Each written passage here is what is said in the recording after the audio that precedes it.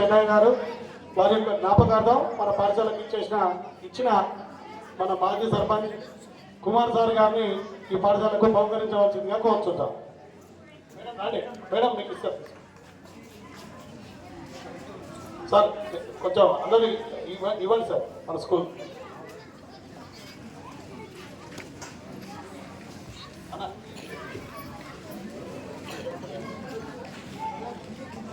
Photo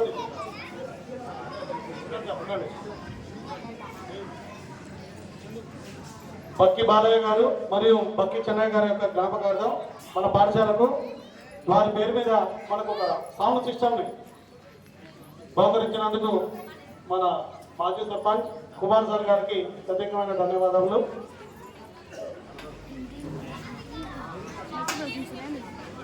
thank you very much. Next ఈ కార్యక్రమాన్ని ఉద్దేశించి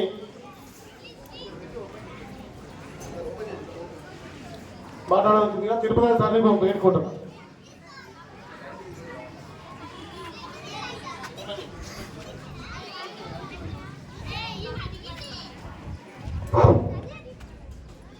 గ్రామ పంచాయతీలో ఈరోజు ప్రధాన ఉపాధ్యాయులు మరి గ్రామస్తులందరూ కూడా నాతోటి యువకులు కూడా 79వ స్వాతంత్ర దినోత్సవ శుభాకాంక్షలు.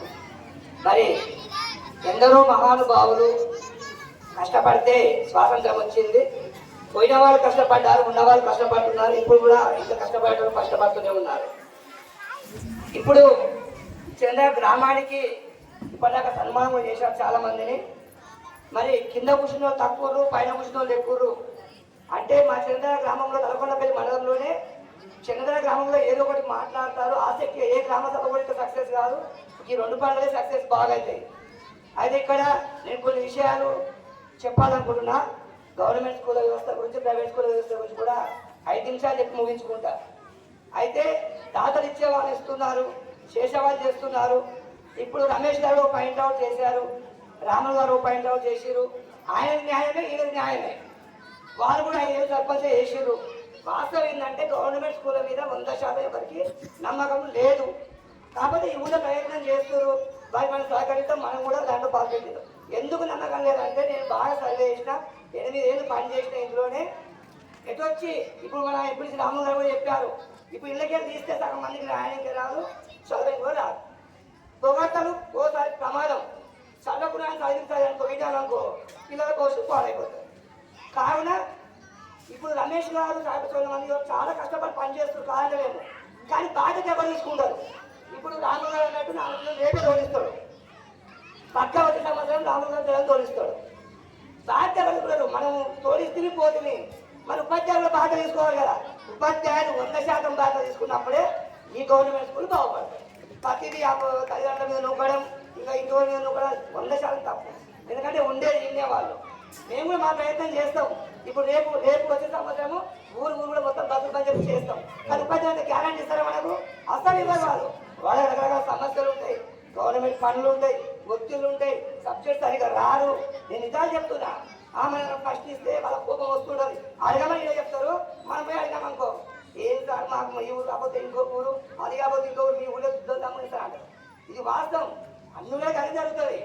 కాకపోతే బాధ్యత కూడా ఉపాధ్యాయులు తీసుకున్నప్పుడే కంపల్సరీ వీళ్ళంతా కూడా ఎవరైనా తీసుకుంటారు. ఎంపీసీఆర్ చెప్పినట్టు నేను కూడా స్కూల్ చెక్ చేసిన 10వ తరగతి పిల్లలకు కూడా జమ్మూ కాశ్మీర్ రాయడానికి రాదు. అప్పట్లో నన్ను చెప్పారు, నేను ఎప్పుడు వీడియోలు ఇచ్చాను, మీరు చక్కగా చదువు చెప్తే నేను కూడా వీడియోస్ పెట్టాలి. చిన్నదాని గ్రామంలో ఇంత చక్కగా చదువు చెప్తున్నారు అని 10 మంది ఆదర్శంగా తీసుకుంటారు కదా. నేను ఎప్పుడు వీడియోలు ఇచ్చి నాకెందుకు ఆ వీడియోతో నాకు పని, నాకేమో పైసలు వస్తాయా? మీరు చక్కగా ఇప్పుడు యూట్యూబ్లో ఎంతో మంది చూస్తున్నాం. ఉపాధ్యాయులు మస్తు మంది కష్టపడుతున్నారు, వాళ్ళ సొంత పని కంటే ఎక్కువ కష్టపడుతున్నారు. మీరు వాళ్ళ కష్టపడండి, మా ఊరు గురించే మాట్లాడుతున్నారు. మీరు వాళ్ళు పడినప్పుడు స్కూల్ తేడా జరుగుతుంది. కావున నేను దయచేసి చెప్తున్నా, ఇప్పటికి కూడా చాలా మందికి ఏమి రాదు, ఏదో పాస్ అయిపోతున్నారు, అందరూ కోరుతూ వెళ్ళిపోతున్నారు. రేపు ఎందుకు మీరు రిజల్ట్ చూపించండి. నేను రెగ్యులర్గా నెలకొద్ది గ్రామ సభ చూపించాను. ప్రతి జెండాకి ఇదే సంభాషణ, సమస్య ఉంటే స్టాప్ ఉందా సర్పంచ్ గారు